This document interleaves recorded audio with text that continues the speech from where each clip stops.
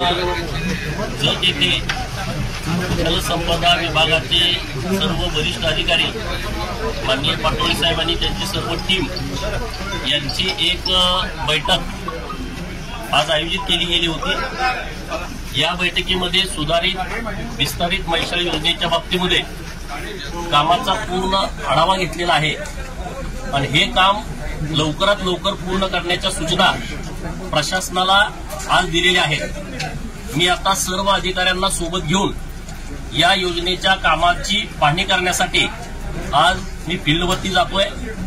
2 दिवसानंतर जिथं बेडगमध्ये pump house तयार होतोय तिथंही मी व्हिजिट देणार आहे। बोगद्याचं जे काम सुरू आहे हे विस्तारित मैशाळ योजनेच्यासाठी येणारा जो बोगदा आहे 9 किलोमीटरचा त्याचं 50% काम पूर्ण झालेलं आहे।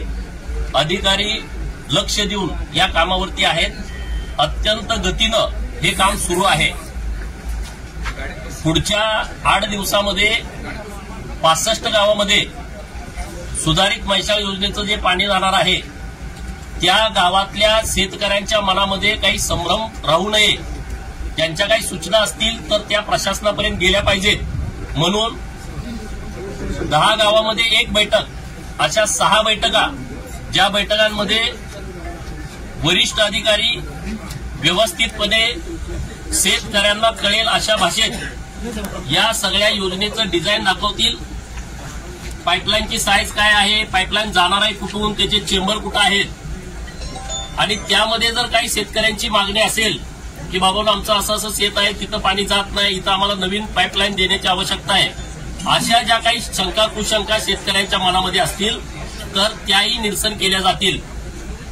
त्या बैठकीचा दिनांक, वेळ आणि ठिकाण 4 दिवस अगोदर बैठकीच्या हे सर्व शेतकऱ्यांना कळवल्या जातील।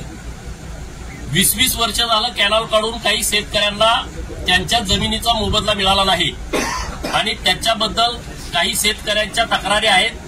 प्रशासनाकडे पण काही अडचणी आहेत, तर त्या बाबतीत सुद्धा माननीय जिल्हाधिकारी सांगली यांच्याकडे जलसंपदा खात्याचे अधिकारी आणि शेतकरी, प्रांत साहेब, तहसीलदार साहेब यांचे कॉमन बैठक करण्याचं ठरलेलं आहे।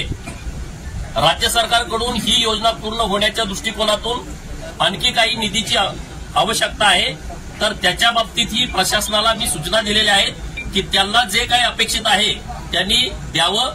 मी माननीय मुख्यमंत्री देवेंद्र फडणवीस साहेबांच्याकडे त्या विषयाचा पाठपुरावा करून लागणारा सर्व निधी हा या योजनेसाठी आम्ही उपलब्ध करून देऊ। अशी एक सविस्तर चांगली बैठक आज जलसंपदा खात्याच्या सर्व अधिकाऱ्यांच्या सोबत झालेली आहे। अधिकाऱ्यांचं विशेष कौतुक आहे की या योजनेकडे पूर्ण लक्ष देऊन त्यांनी खूप जोरात काम सुरू केलेलं आहे आणि आता लोकप्रतिनिधी म्हणून माझी जबाबदारी आहे अधिकाऱ्यांच्या पाठीशी राहणं, कॉन्ट्रॅक्टरकडून काम करून घेणं आणि जर सरकार लेवलला काही अडचणी येत असतील तर त्याचं निरसन करणं ही माझी प्राथमिकता आहे, जबाबदारी आहे। दुसरा विषय, प्रांत साहेब, तहसीलदार साहेब आणि अप्पर तहसीलदार संघ हेही या बैठकीसाठी उपस्थित होते। जत तालुक्यामध्ये सर्वसामान्य जनतेची कुणाचीही पिळवणूक होता कामा नये, सर्वसामान्य जनतेचं कुठलंही काम अडता कामा नये आणि हे काम करत असताना मध्यस्थीची गरज असणार नाही, अशा पद्धतीच्या सूचना या प्रशासनाला दिलेल्या आहेत। खरं तर जे अधिकारी आता आपल्या जत तालुक्याला आलेले आहेत ते खूप चांगल्या पद्धतीनं काम करतायत आणि लोकांची काही अडचण असेल तर तुम्ही थेट आमच्याशी संपर्क करा, आपल्या प्रशासकीय सर्व अधिकाऱ्यांशी संपर्क करा, तिथं तुमची कुठली अडचण येणार नाही। उदाहरणार्थ रेशन कार्ड काढणं, यामध्ये एक दलालाची चेन तयार झालेली आहे आणि मी गेल्या काही महिन्यांपासून सातत्यानं या सगळ्या गोष्टींवर लक्ष ठेवून आहे। बऱ्याच सुधारणा अधिकाऱ्यांनी त्यामध्ये केलेल्या आहेत, तरी सुद्धा कोणी दलाली करत असेल तर माननीय प्रांत साहेब आणि तहसीलदार साहेबांनी स्ट्रिक्ट वॉर्निंग दिलेली आहे की दलालांची पूर्ण चेन ही तोडायची आहे।